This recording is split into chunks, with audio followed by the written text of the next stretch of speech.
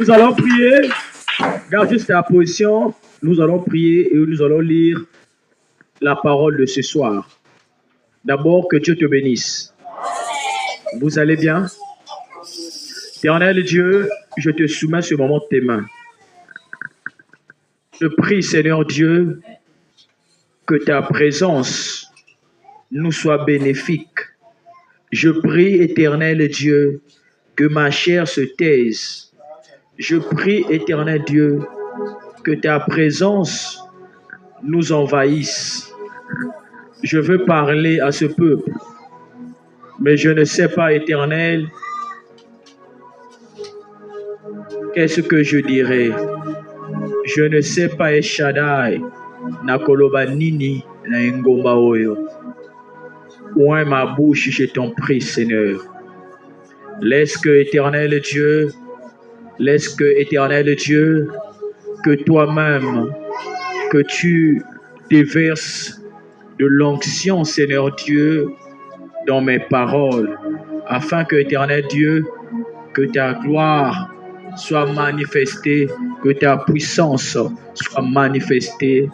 Seigneur, c'est toi qui brises les rochers. C'est toi qui ouvres les sépulcres. C'est toi, Éternel Dieu, qui change. Tu es le Dieu de changement. Tu es le Dieu qui veut que la vie de tes siens soit en mouvement. Merci parce que toi, tu es Seigneur. Accompagne-nous, Seigneur, pendant ce moment. Tel que tu l'as fait depuis le début, ton onction nous a impactés. Je prie, la suite soit meilleure. Au nom de Jésus-Christ. Amen.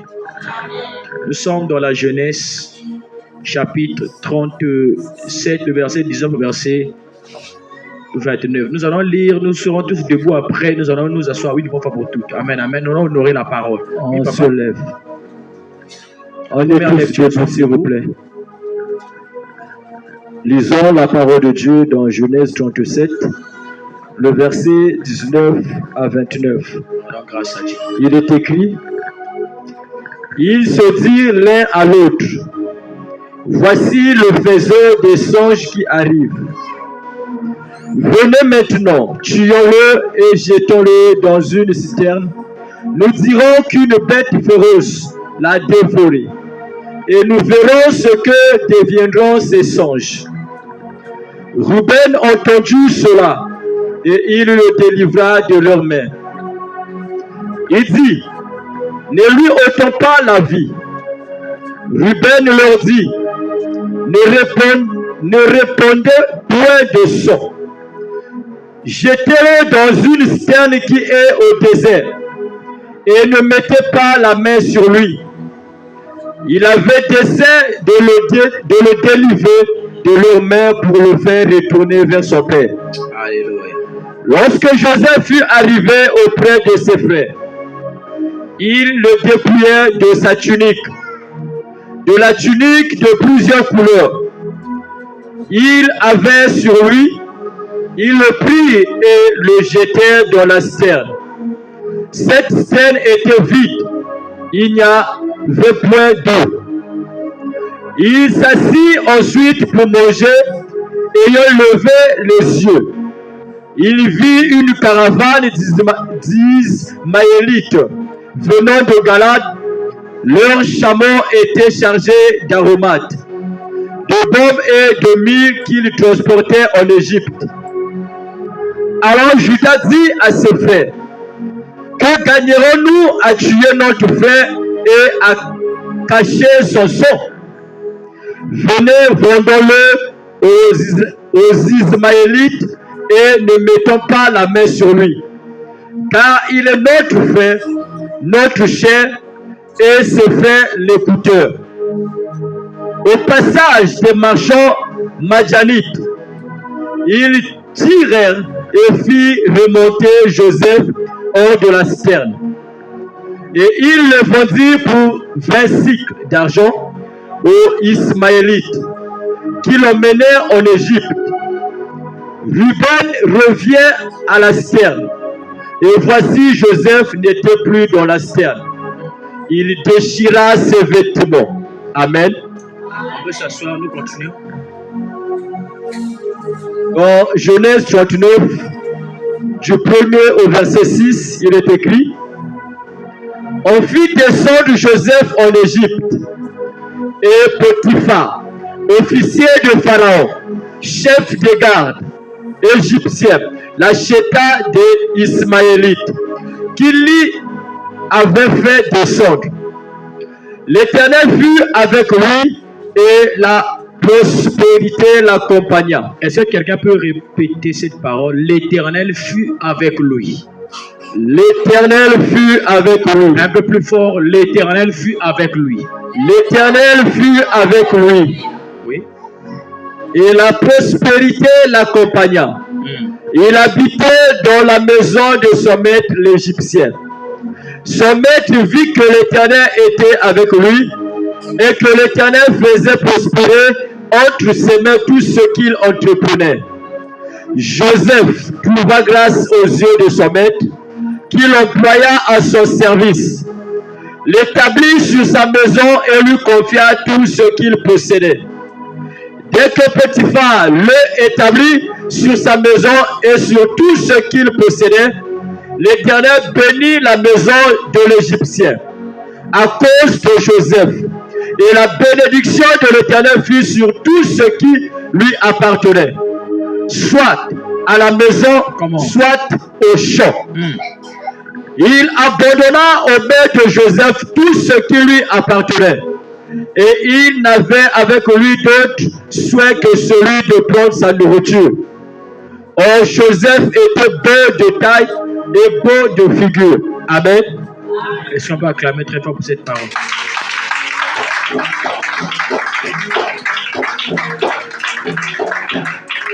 Notre sous-thème, nous sommes aujourd'hui le 20 novembre. Notre sous-thème, c'est Joseph. Et nous avons commencé à parler de ça depuis longtemps. Et le Seigneur ne cesse de faire du bien à nous tous. Est-ce que quelqu'un veut comprendre? Et pendant la découverte de ce thème, nous avons découvert que Joseph, tout ce qui est arrivé à Joseph et la fin de Joseph était logique. Parce que son nom ne devait pas lui permettre d'échouer.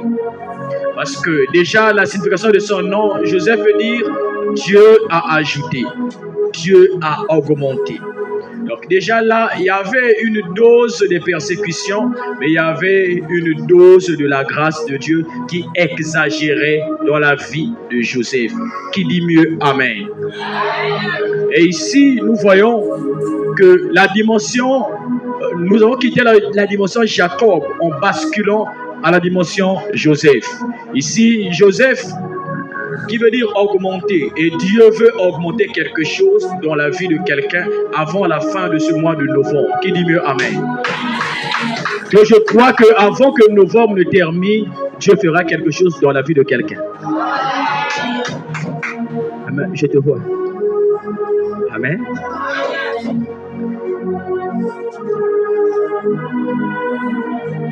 Si Seigneur.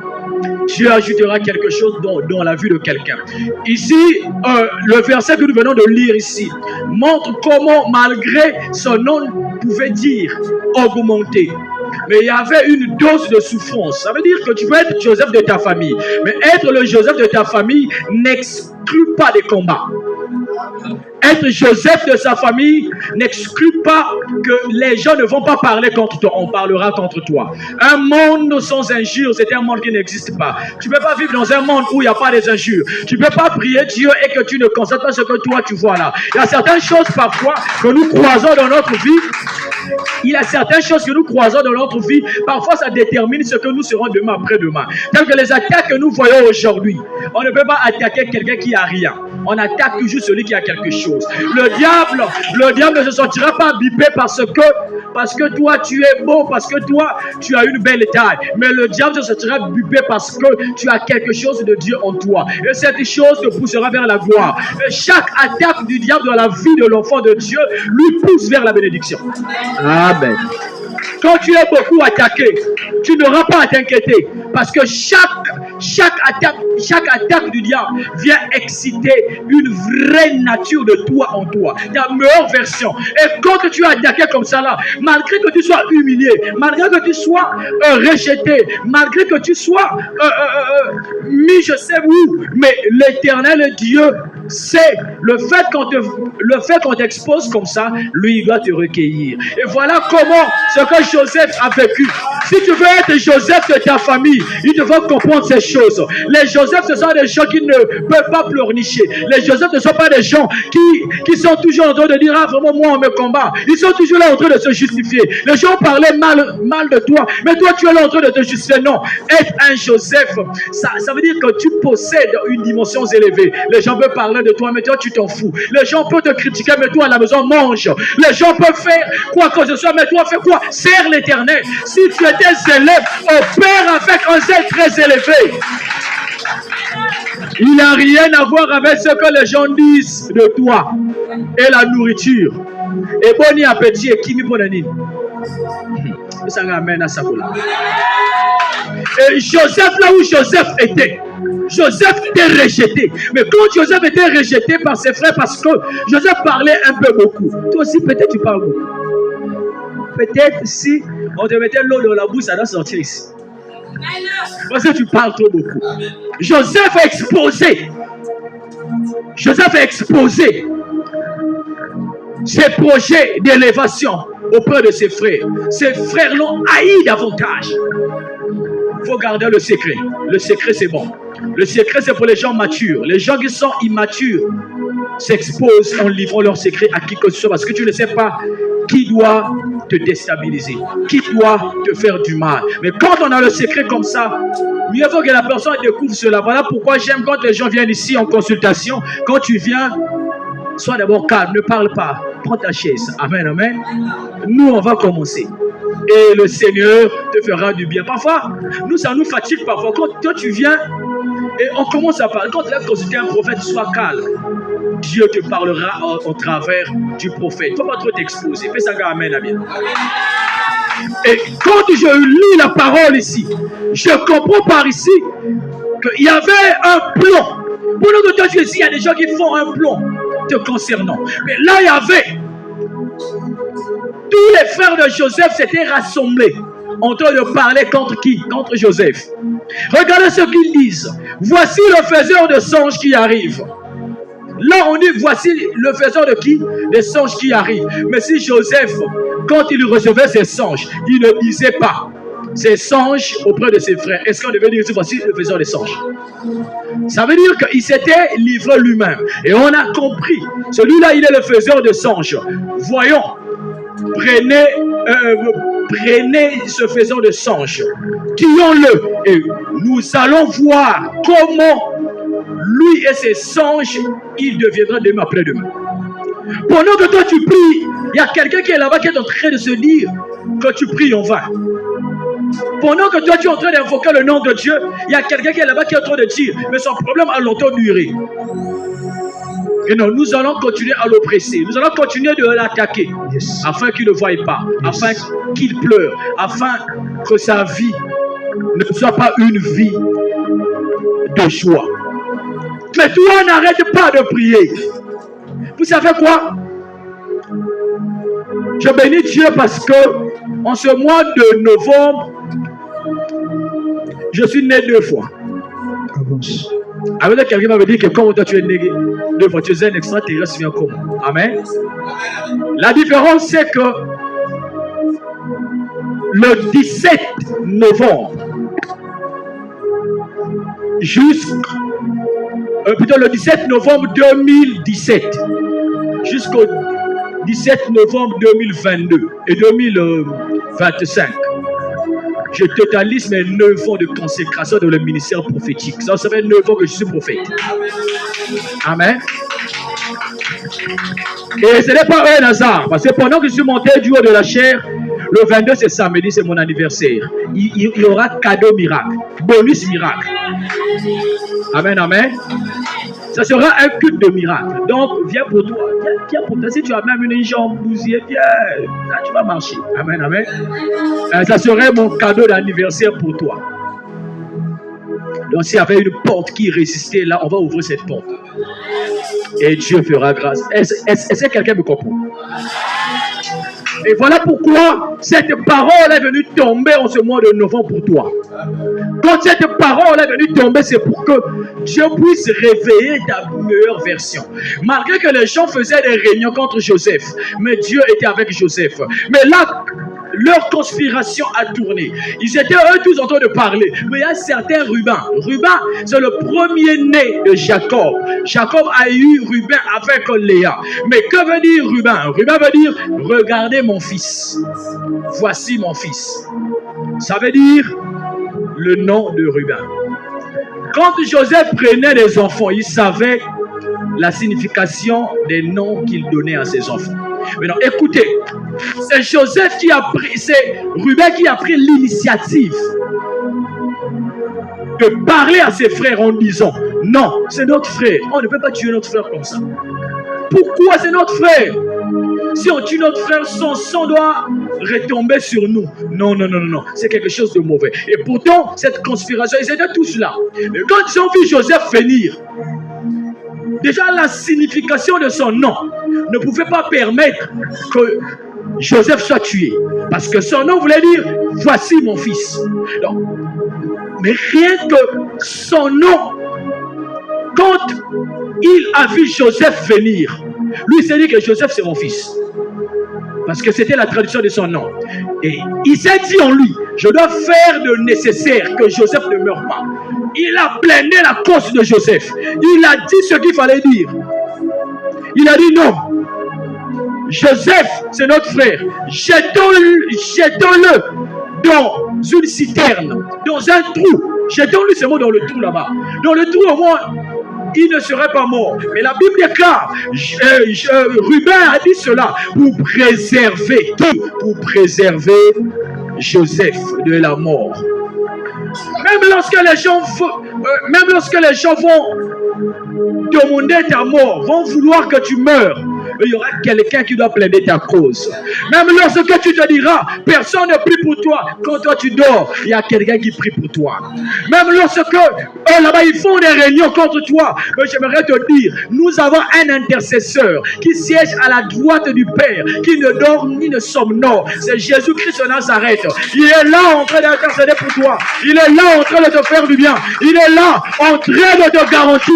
Il est là en train de te permettre que tu ne sois pas dans des larmes, mais que tu sois dans la joie. Parce que lui, il est là en train de prier pour toi. Même lorsque tous dorment, même lorsque moi, ton berger, je dors, mais il y a quelqu'un qui ne dort pas. Il c'est Jésus-Christ qui intercède pour toi. Et ce Jésus, il était toujours là. Ce Jésus est rentré dans le cœur de Ruben. Ruben a dit non, on ne peut pas le tuer.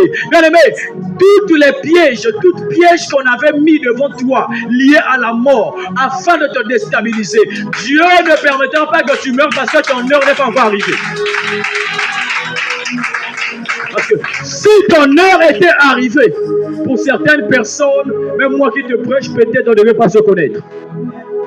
Est-ce que quelqu'un me comprend? Même moi qui te prêche, peut-être on ne devait pas être ici aujourd'hui. Mais c'est parce que toute chose concourt au bien de celui qui aime. Si tu aimes Dieu, il y aura certaines choses qu'il fera avec toi. Et les gens peuvent pour eux déclarer de mauvaises paroles contre toi. Ça serait du sens, c'est fait parce que tu as Dieu. Et ce qui déterminait Joseph, parce que Joseph avait Dieu en lui. Et même lorsque ses frères ont parlé, mais il y avait un certain Ruben qui était là. Ruben était là pour défendre, pour qu'on lui jette dans le trou. Maintenant, regardez, un peu plus loin, comme les Ismaélites venaient, et eux, ils partaient pour l'Égypte. Que dit ses frères? L'un des frères de Joseph, appelé Judas, a pris parole en disant, « Oh, mais n'est-il pas possible nous puissions remonter notre frère afin de lui vendre auprès de ces Ismaélites pour que nous puissions au moins se décharger de cette charge. » Là, nous voyons, Ruben a dit qu'on lui jette pour lui préserver, pour lui délivrer. Pour lui délivrer de la main de qui? De ses frères. Amen. Non. Quand on essaie un peu de voir, s'il était resté dans le trou pendant longtemps, il devait mourir. Parce qu'il n'y avait ni eau, ni nourriture. Il devait mourir. Ça veut dire que c'était une délivrance provisoire. Dieu ne veut pas que tu sois délivré provisoirement, mais Dieu veut que tu sois délivré totalement. Dieu ne veut pas qu'il y ait des autodélivrances, mais Dieu veut que ta vie soit totalement libérée. Malgré ce qu'on pourrait dire contre toi, quand tu te vois, quand tu te mires, ce qu'on dit de toi, est-ce que c'est réellement toi? Enfin, quand je me mire, notre véritable miroir, c'est la parole de Dieu. Quand je me mire, avec ce que j'entends dire de moi, et quand je vois mon miroir qui est la parole de Dieu, je comprends que je ne reflète pas ce qu'on dit de moi. Maintenant, pourquoi je dois avoir peur? Pourquoi je dois m'inquiéter? Je sais que Dieu est avec moi. Je sais que Dieu est avec toi. Tu n'auras pas à t'inquiéter. Amen, amen. Et ici, voilà, donc, Judas déclara, non, nous allons le vendre à prix d'argent. Et voilà comment on a vendu Joseph. On a lancé une corde dans le trou. On a tiré Joseph. On a tiré Joseph. Quand nous sommes appelés Joseph, la faveur de Dieu nous sera accordée. Même lorsqu'il n'y a pas d'eau, Dieu va créer le chemin, l'eau doit venir. Même lorsqu'il n'y avait pas de nourriture, la nourriture doit venir. Quand les larmes seront proches de nous, si tu as la dimension Joseph, ces larmes vont cesser pour toujours dans la vie parce que tu possèdes la dimension Joseph en toi. Et dans cette dimension Joseph, nous avons vu, on a lancé la corde. Joseph s'est dit, finalement c'est fini. Or c'était pour lui vendre. Joseph lui-même ne comprenait même pas le plan qui se passait. Bien aimé, tu peux prier. Tu ne sais pas ce que Dieu va faire avec toi. Peut-être tu demandes telle chose. Dieu ne te donne pas telle chose. Le sambo est pour la cater. Quand on prie, nous sommes en train de bâtir quelque chose. Mais toi, obéis seulement à la loi de Dieu. Dieu dit prier son sein. Ça veut dire, attends la carte à cabinet sambela. Oso sambela. Bien aimé, la carte à motuka sambela. La carte à ndakolo salini sambela. Le sambo est futaka et pour la cate. Peu importe la prière que tu feras. Bien aimé, la prière que toi tu feras payera. Bien qu'aujourd'hui tu ne vois pas des impacts, mais demain, après-demain, tu verras les impacts. Bien qu'aujourd'hui ça ne se sent pas, demain ça va sentir. Et ça va amener à l'eau. Et voilà, c'était les fruits de Joseph, c'était les fruits de la dimension Jacob. Jacob a tellement prié pour ses enfants, à tel point, il a offert même une tunique de plusieurs couleurs à Joseph. Cette tunique représentait la royauté. Voyez-vous dans la parallèle avec Christ. Christ également a été doté d'une tunique par Hérode, qui signifiait le manteau de la royauté. Et Jacob avait donné le manteau de la royauté à qui? Auprès de son fils, afin que son fils soit comme l'image de Jésus. Jésus était vendu à 30 pièces. Quand nous essayons un peu de voir qui avait vendu Jésus et qui a proposé ici là de vendre Joseph. La seule différence, c'est que Judas du Nouveau Testament avait S à la fin. Mais ce Judas-là, il n'y avait pas S. Il n'y a pas S. Voyez-vous la parallèle? Judas a vendu Christ en réclamant 30 pièces. Mais ici, là, on a réclamé comment? 20 pièces. Mais non, regardez. Un cycle d'argent de cette époque est équivaut à 175,49 francs CFA. Un cycle. Maintenant, 20 cycles est égal à combien? 20 cycles est égal à 3509,87. Apôtre grâce. On a vendu Joseph à ce prix de 3500, est-ce qu'on peut vendre quelqu'un à ce prix? Mais dans le monde de la sorcellerie, c'est beaucoup d'argent. Est-ce que quelqu'un me comprend? Tu ne peux pas vendre ton enfant avec ce prix d'argent. Comment? Maintenant, donc si nous faisons 175,49 fois 30 pièces, ça nous donnera combien? Ça nous donnera 5000 et quelques. 5264, c'est le prix qu'on a vendu Jésus. C'est très dangereux. Hein? Comment on peut vendre quelqu'un avec ce prix?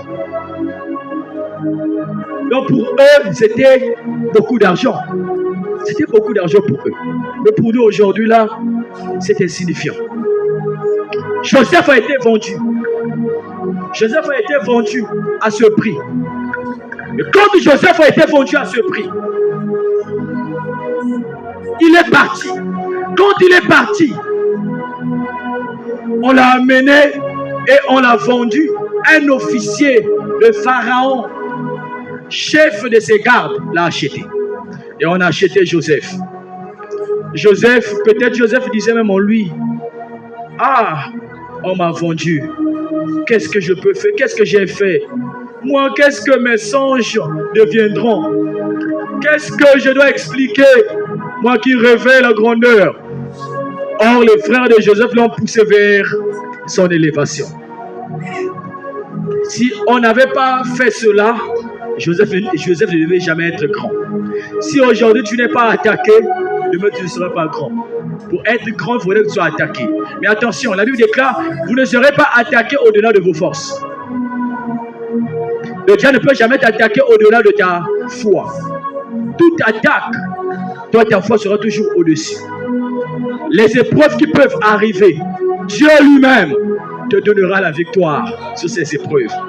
Et quand Joseph fait partie, ce que j'aime avec la parole, c'est quoi? Quand Joseph fait partie dans Genèse, le chapitre 39, on fit descendre Joseph en Égypte et Potiphar, officier de Pharaon, chef des gardes d'Égyptiens, l'acheta des Ismaélites, et qui avait fait descendre. L'Éternel fut avec lui. Si l'Éternel est avec toi, même si toute la famille soit contre toi, on ne peut rien contre toi. Abaresh, si Dieu est avec toi, même toute une nation, même les sorciers se regroupent. Ils peuvent prendre des sorciers à Kinshasa. Même les plus grands sorciers du monde, ils ne pourront rien contre toi parce que Dieu est avec toi. Et voilà comment la Bible déclare ici, l'Éternel fut avec lui. Dès le premier jour qu'il avait reçu les songes d'élévation, l'Éternel était avec lui. Dès le premier jour qu'on l'avait donné, dès le premier jour,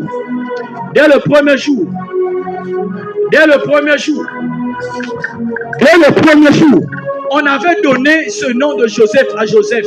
L'Éternel était avec lui. Non, il y a des gens qui sont ici que je vois, qui possèdent Dieu en eux. Quand on te voit, on n'a plus besoin de voir. On n'a plus besoin de voir Dieu parce qu'on voit déjà Dieu dans toi. Tu es le porteur de Dieu. Tout ce que tu crois, ça veut dire que tu as Dieu. Et c'est la raison pour laquelle tu es oppressé comme ça, tu es attaqué comme ça. Quelqu'un qui n'est pas attaqué, ça veut dire que tu n'as pas Dieu. Et Joseph, on est l'exemple. Joseph a vécu cela. Joseph était avec Dieu. L'Éternel était avec lui. Et la prospérité l'accompagna. Celui qui avait Dieu, la prospérité l'accompagne. Tel que vous me voyez, la prospérité m'accompagne. Amen. La prospérité nous accompagne. Apôtre grâce, ça nous accompagne. La prospérité nous accompagne. Par contre, ça vient noter.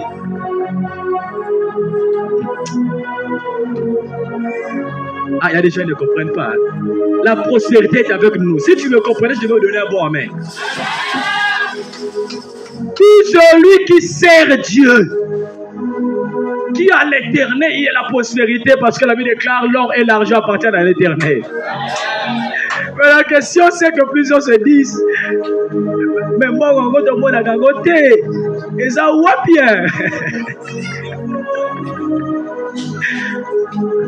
Quand nous possédons la nature du Christ en nous, nous savons que l'or et l'argent appartiennent à Christ. Dieu nous a donné les atouts nécessaires pour être riche. Il nous a donné le pouvoir de parler. Quand tu parles, tu peux créer. Oui. Il y a des gens qui ont utilisé leur tête pour être très riche. Mais qui a créé la tête? C'est Dieu. Dieu t'a donné l'intelligence. Dieu t'a ouvert une porte. Tu as reçu un peu, mais développe ça. Mais quand tu dois développer ça, Dieu sera avec toi. Parce que la Bible m'apprend que Joseph, l'Éternel était avec lui. Et la prospérité l'accompagnait. Moi, la prospérité m'accompagne. Aujourd'hui, je peux manquer, mais je sais que je ne peux pas manquer. Amen. Il y a des moments où, quand on était dans des missions avec mes enfants, lors de se déplacer, il n'y avait plus rien. Et il fallait une voix me soit entendue. J'ai écouté une voix me dire que vous allez sortir, vous allez avoir beaucoup d'argent aujourd'hui. Ah, mais il y a une enveloppe qui traîne, qui circule. Il fallait dire chez les enfants que Dieu m'a dit qu'il y a une enveloppe qui circule. Il me reste que 2000 francs. On va payer le taxi. Nous sommes à Pointe-Noire. On va payer le taxi. Mais on va revenir avec plus que ça. Amen. Bon, on le dit, ah! Au sacoli. Tu me trouves dans la mission. De me servir. C'est très difficile de comprendre les prophètes. Hein? Tu fais dans la mission. Nous sommes sortis, toujours rien. Ils se disaient, ils en font là-bas, amen, mes enfants. Ils se disaient, mais papa, on va qui on veut le quitter. Mais tu commences à sortir que heureusement qu'il est, mais ni caca. Amen, amen. Dernière course, appelle-moi quand le téléphone est sonné. Paf! Quand tu vois le numéro, je dis que frère, voici l'appel. J'avais mis le parleur. Papa, il fallait que l'accrocher dans Ndako. Il fallait dire que crochet en Goniwana. Quand nous sommes partis, il y avait quelque chose qui était là. Vraiment, on était dans la joie. Amen. Et ils ont compris que c'est vrai. C'est vrai, Dieu avait parlé. Oh, là, si on était parti là-bas, si on n'avait pas. Oh, c'était mes enfants qui devaient dire que la prospérité là, vraiment pas, vraiment compliqué. Mais Dieu était. Ça veut dire que Dieu marche avec nous. Nous avons la prospérité, mais nous ne savons pas comment exploiter cette prospérité. Aucune de ces personnes qui ont servi Dieu dans la Bible ont fini leur vie pauvre, à part un seul que je connais, qu'on appelle le prophète Jérémie. Amen. Mais tous les prophètes, tous les serviteurs qui ont suivi Christ, qui priaient, ils étaient tous riches. Parce que leur père est riche. Amen. C'est-à-dire que même quand tu pries, tu vas briller, tu vas réussir. On ne prie pas pour que Dieu nous donne l'argent. On prie pour que le ciel nous soit accordé. Mais quand nous avons le ciel, on aura tout par-dessus. Pourquoi? Parce que c'est ce que Dieu a dit. Mais quand Pharaon, plutôt Potiphar, a pris Joseph, d'abord Potiphar veut dire quoi? Celui qui a choisi. Son nom veut dire celui qui a choisi. Il est celui qui a choisi et il savait faire des choix. Il y avait beaucoup d'esclaves. Pourquoi lui, il a seulement fait le choix de Joseph? Parce que son nom signifiait celui qui a choisi. Il savait faire des choix. Il faut savoir donner les noms à vos enfants. Le nom peut s'attacher, peut booster la grâce et la bénédiction de quelqu'un. Il a fait le choix. Mais vu que le nom de Joseph veut dire Dieu augmente, le nom de Potiphar veut dire celui qui a choisi. Donc maintenant, il a choisi Joseph et sa vie commençait à augmenter parce que Joseph possédait le Dieu qui augmente. Quand vous avez le Dieu qui augmente, votre vie doit s'augmenter. Quand vous avez un bon berger, votre vie doit partir. Quand vous avez un bon mari, votre vie doit partir. Quand vous avez une bonne épouse, votre vie doit décoller. Pourquoi? Parce que vous avez des porteurs de grâce et de bénédiction. Qui dit mieux amen? Et en voyant cela en ses yeux, lui, il a compris que je dois faire le choix de Joseph. Il a pris Joseph, il a mis Joseph dans sa maison. Dès qu'il a établi Joseph, sa maison était béni. Donc, si tu vivais dans la maison de Potiphar, tu étais béni. Parce que la Bible déclare, tout lieu foulera la plante de tes pieds. Je te le donnerai pour en. Dieu a donné la maison de Potiphar en possession à Joseph. Et il pouvait gouverner dans la maison. Il y avait le poids de Dieu qui était en lui. Cet enseignement vient pour démontrer la supériorité de Dieu en toi. La dimension Joseph, c'est la version de toi et la dimension de Dieu qui est en toi, qui te poussera de déclarer quelque chose, pas en tant qu'homme, mais en tant que Dieu. Dieu avec petit d. Quand tu déclareras, la chose doit s'accomplir. Dieu nous apprend tous dans le combat spirituel. Quand on veut posséder, Dieu n'intervient pas toujours parce qu'on est en train de faire des réunions à ton sujet. Dieu n'intervient pas toujours parce que tu es un homme de Dieu, parce que tu t'appelles l'apôtre Grâce, qu'il doit descendre. Non. Sinon, Moïse devait rester calme. Quand Dathan et Corée ont provoqué la révolte en Israël, ce que lui il a fait, il a provoqué une sainte colère. Il a parlé à Yahvé concernant la méchanceté de ces personnes. Quand tu vois qu'il y a la méchanceté qui crie contre toi, toi ne dis pas ça va là-bas. Non. Dieu est en train de leur voir parce qu'il est omnipotent, omniscient et omniprésent. Ce que Dieu va faire, c'est quoi? C'est d'entendre ce que toi tu vas dire. Parce que toi tu es Dieu sur la terre. Comment quelqu'un t'attaque et toi tu ne dis pas? Comment quelqu'un est en train de faire des réunions sur toi et toi tu ne parles pas à Dieu? Parle à Dieu. Mais Joseph parlait à Dieu. Voilà pourquoi ses frères étaient encore derrière lui. Parce que Joseph a parlé à Dieu. Et il y a un détail qui me plaît et je dois m'arrêter par là. Dès que Joseph fut installé dans la maison de Potiphar, sa maison, sa richesse ne pouvait que s'accroître. Pourquoi? Parce qu'il avait le Dieu qui a dit dans Agé 2, le verset 8-9, l'or et l'argent appartiennent à l'Éternel. Il possédait Dieu qui avait l'argent. Donc du coup, la magie qui avait rendu Potiphar riche était insignifiant vis-à-vis de qui?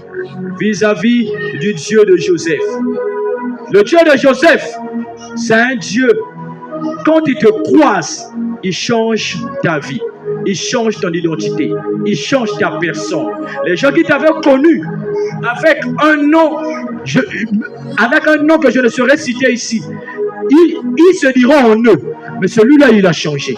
Il n'est pas la même personne. C'est parce que nous, on se néglige. Si on savait que c'est avec la bouche qu'on bénit, c'est avec la bouche qu'on maudit, on devait savoir quelles sont les choses qu'il faut dire sur notre vie, sur ce que nous sommes censés faire. Mais si un homme comprend cela, tu vas vivre la dimension Joseph en toi. Est-ce que quelqu'un me comprend? Joseph était établi dans la maison de Potiphar. Il gérait tout. Quand tu as Christ, Christ établi chef.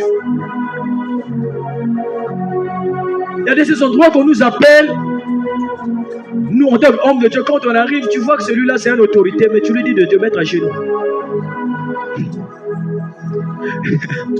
Au bon il y a un bagarre. Mais le bonsoir, Yesu. Vous mettez-vous à genoux, on va prier. Oh non, mettez-vous à genoux, on va prier, papa. Vous voulez que Dieu fasse grâce, mettez-vous à genoux. Donc, moi, je me vois que celui-là s'est mis à genoux. Alors, moi, je profiterai même de t'imposer les mains. Au nom de Jésus, que Dieu te bénisse. Après-demain, quand la grâce de Dieu doit descendre, tu sauras que ça, c'est Dieu. Car vraiment, homme de Dieu, vraiment, Dieu m'a fait grâce. Dieu élève. Et Joseph était beau de taille et de visage. Joseph était belle de taille. Ça veut dire que Dieu ne choisit pas n'importe qui. Dieu ne prend pas des gens qui ont des défauts. Mais toi, tu vas dire encore que ça c'est discutable. Amen, amen. Quand Dieu envoie quelqu'un en mission, il ne prend pas quelqu'un qui a un défaut. Nous avons dit que Moïse bégayait. Mais est-ce que ce défaut-là pouvait qualifier Moïse devant Dieu? Non. C'est ma réponse. Dieu, quand Dieu te choisit, ça veut dire il a vu les atouts nécessaires en toi. Même lorsque vous critiquez celui que Dieu a choisi, ça veut dire que si Dieu l'a choisi, il a trouvé plus meilleur que toi. C'est ce que je vous ai dit. Quand Dieu envoie, il ne voit pas quelqu'un avec défaut. Parce que Dieu lui-même, il ne voit pas le visage, il voit le cœur. Il sait que si toi, Moïse, tu ne peux pas parler, Aaron doit parler à ta place. Mais toi, tu as les atouts nécessaires de réussir à ta mission. Voilà pourquoi ne critiquez pas un leader. Même si un leader tombe, ne critiquez pas. Parce que quand vous allez le critiquer, Dieu ne le critique pas tel que vous critiquez. Mais quand vous critiquez comme ça, là, Dieu l'a choisi, mais Dieu ne t'a pas choisi. Lui, il voit, il assiste aux réunions de Dieu, mais toi, tu n'assistes pas. Il déclare quelque chose, la chose apparaît, mais toi, quand tu déclares, parfois, il faudrait passer par des protocoles. Voilà ce que Joseph a subi. Joseph portait Dieu en lui. Rien que la forme de Joseph, quand tu lui vois. Non, ça concerne aussi les hommes de Dieu. Vous voyez, quand on est homme de Dieu, il ne faudrait pas qu'on ait un logi mawa mawa. Tu reçois une âme du Seigneur, mais toi-même, quand on te voit parfois, tu es mal habillé. Tu prêches sur la bénédiction, on te voit toi-même que à la tini. Ce qui te paie si offrande, peut-être vous permettre à ça la voyer. Amen. Oui, il y a des gens qui qualifient comme ça là. Tu pars évangéliser quelqu'un, les pauvres, mais toi-même, chemise trouée. Attends, je suis cabossé. Quand tu marches, ce que Sali Boué se mêle pour ça et long. Bon, toi, tu vas enseigner quoi à cette personne? Si j'enseigne à cette personne, crois au Seigneur Jésus, lui a dit, depuis tu as cru au Seigneur Jésus. Mais regarde un peu tes pères, regarde un peu ton habillement, regarde un peu ton visage, c'est comme si tu n'as pas encore mangé. Tout ça, il faut tenir compte de ça. Tout ça, il faut tenir compte de ça. Quand tes brebis arrivent, parfois ils regardent d'abord l'endroit où vous priez. Quand même c'est présentable. Donc là je peux prier, je peux inviter. Parfois si c'est pas présentable, tu verras, il ne faut pas inviter Baba Rech. Il ne faut pas inviter parce que s'ils invitaient quelqu'un qui vient prier là où toi tu pries direct. Peut-être ceux qui ont invité tel à Goloba qui place au samedi là vraiment ils ont ma bébé ça a été ça là n'a aucun. Mais Jésus était né où? À Bethléem. Où? Dans quelles conditions? Parfois il y a ces endroits quand tu arrives, c'est tellement orné, c'est propre, Dieu n'est pas là. C'est pas que Dieu aime la propriété, mais il y a des endroits très propres, Dieu n'est pas là.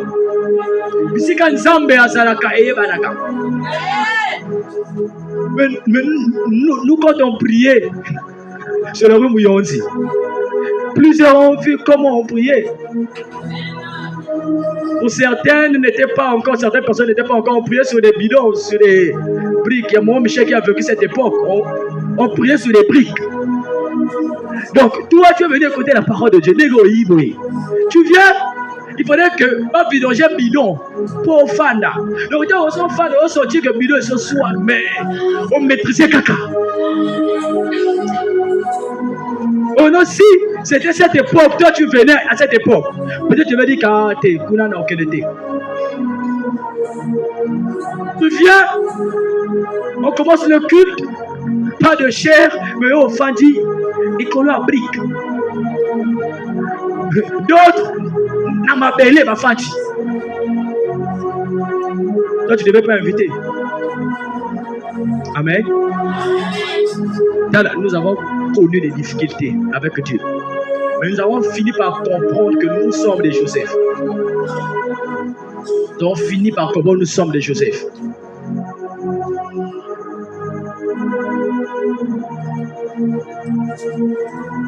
Cette communauté a commencé depuis 2014. venu à Makazu en 2015. Et ça existe jusqu'aujourd'hui. Amen. Ça veut dire, si la dimension de Joseph n'était pas là, plusieurs n'étaient pas quand la communauté a commencé. Plusieurs n'étaient pas là. Ça veut dire que quand vous avez Dieu en vous, Dieu fera grâce. Il marchera avec vous. Même si quelqu'un ne t'aime pas, toi, l'amour que Dieu porte pour toi te suffit déjà. Même si la personne ne t'aime pas, toi, aime la personne. Dieu sera là avec toi, ne t'abandonnera pas. Et dans ces périodes, qu'est-ce que nous n'avons pas connu? Amen. Qu'est-ce que nous n'avons pas connu? Nous avons connu la honte. Nous avons connu le rejet. Nous avons connu la famine. Nous avons connu des moments terribles. Pas de vêtements. Tu ne pourrais pas t'habiller. Que cette époque, apôtre aussi avec cette époque, où il part évangéliser quelqu'un, chemise sans repasser, chemise trouée, qui dans OCK, vraiment, ils ont un problème là été. Ah, mais moi, j'avais un pantalon que je portais souvent, qui était troué derrière. Et ce pantalon-là a été sauvé parce que je portais toujours un vêtement qui cachait le derrière. Avec mes pères d'hommes. Donc quand je montais sur la chair, j'étais fier de prêcher Jésus. Parce que je savais, celui qui a démontré Joseph n'a pas honte. Et quand Dieu continue de faire, il faudrait célébrer Dieu. Et nous sommes des gens qui célèbrent Dieu. Nous sommes des gens qui élèvent Dieu. Donc pendant ces périodes, jusque-là, le feu du jugement de certains n'ont pas permis que nous puissions tomber. C'est aujourd'hui qu'on va tomber. Non. Nous avons un but à atteindre et nous allons atteindre ce but. Acclame très fort pour Jésus.